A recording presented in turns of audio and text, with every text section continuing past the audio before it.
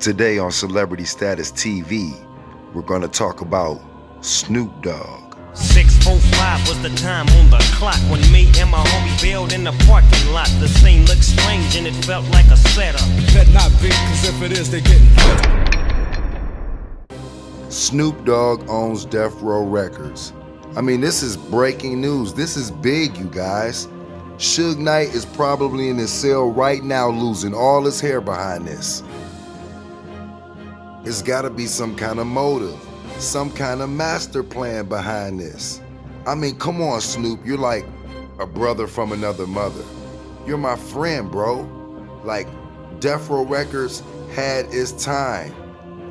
You're resurrecting the dead, bro. Unless you're doing something positive with this, I want you to think about this, Snoop. Is this really a good idea? I reached out to Snoop a few times. I didn't get a response. You know, when I seen the Bible of love and all this scripture stuff, I thought for sure he was gonna stick with that.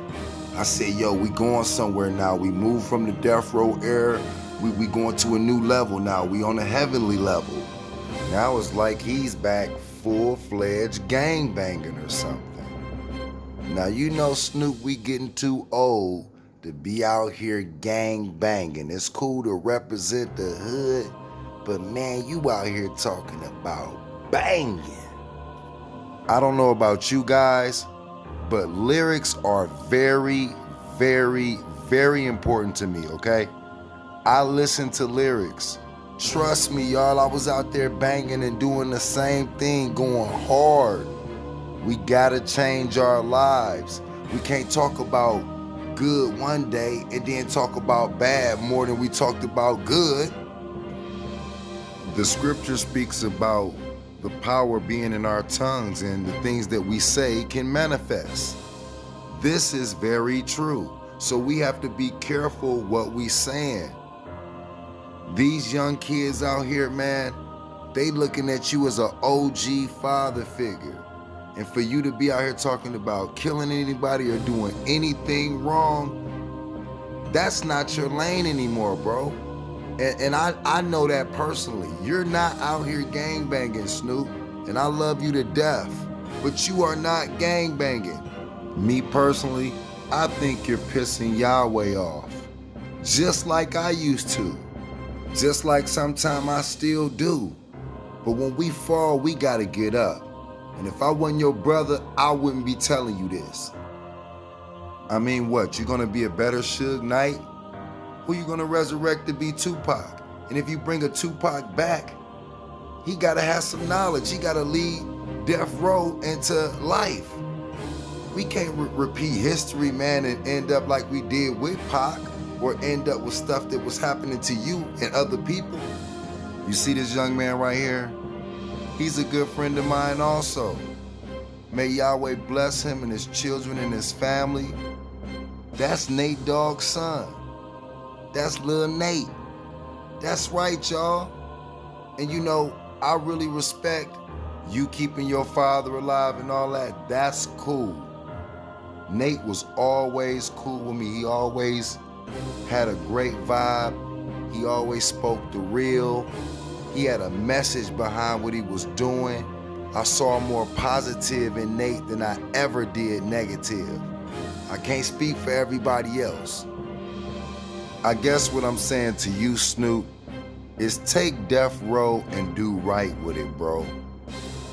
I mean, take this company that you now own with such a bad history, such a bad rap, so many bodies on it, and I mean really turn it into something good. Don't let the devil get in you to put this kind of energy back into the universe in a negative way, bro. I'm a strong believer that even though something can be bad, Yahweh can use it and make something good come out of it.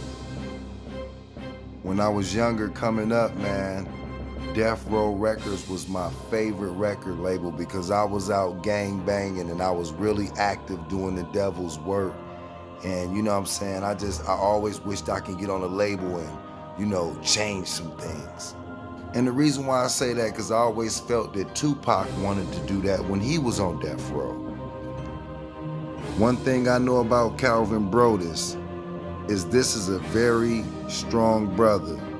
He's lost a lot of family members, a lot of friends, a lot of loved ones. And I mean, he just keeps ticking. And I don't know if he's going back to the gangbanging thing or pushing this evil agenda that he's pushing because of anger, maybe, you know, stress, maybe loss of family members. It could be anything. But I just want to assure you, Snoop, that it's still a chance for you. And there's real people out here that love you and they want to see you do right. And from my heart, from my understanding, from what I see, and family members that I know that know your family, your mom really wanted you to be a positive messenger and not put too much of that other stuff you've been putting in the universe. I pray for you, Snoop. I pray for Death Row Records, all your family members, your label mates, everybody around you. Much love to Papa. What I like everybody to do right now is hit that like button, subscribe to the channel, put on your notifications. Each one teach one. Let's lift each other up, y'all. It's time to start making some changes. Shalom, my people.